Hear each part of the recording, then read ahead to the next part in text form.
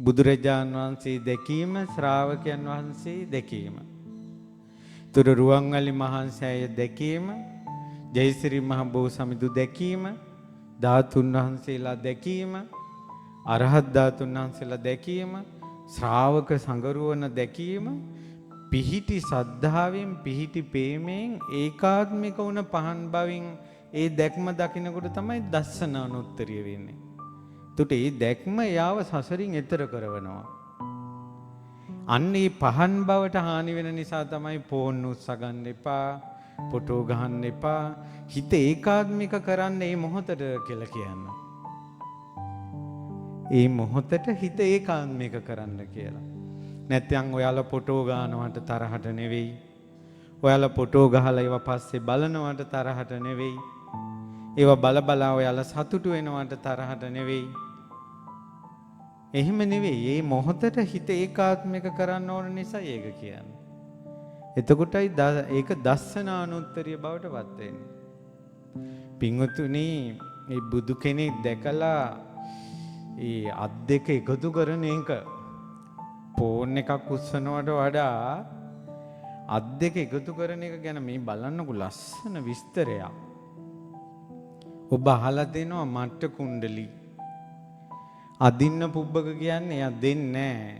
දරුවාගේ කරාඹු දෙක හදන්නවත් වියදම් වැඩි වෙයි කියලා රත්තරන් ටිකක් Taman තලලා කුණ්ඩලාභරණේ මොට කළා කර්ණට දැම්මේ. කුණ්ඩලාභරණේ මොට කළා දම්පු නිසා මට්ට කුණ්ඩලි. ඉතින් එයා ලෙඩ වුණා, බෙහෙත්වත් ගෙනාවේ නැහැ.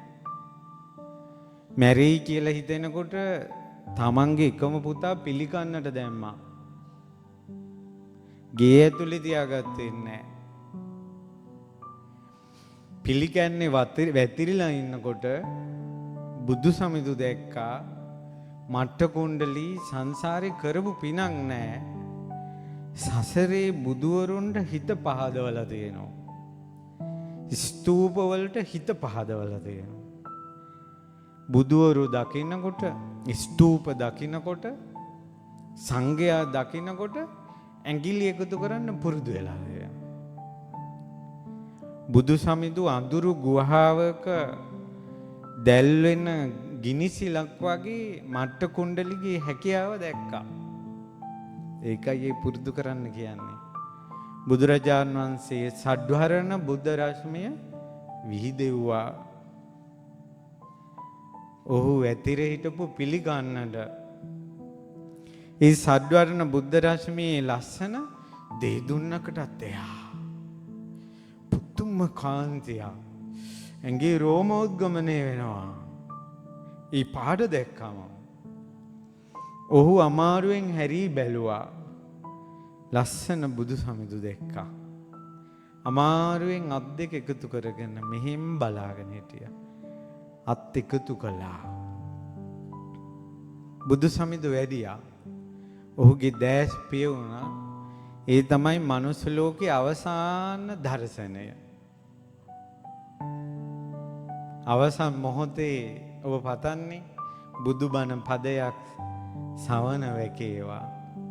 බුදු හිමිරුව මැවී පෙනේවා. අවසාන දර්ශනය.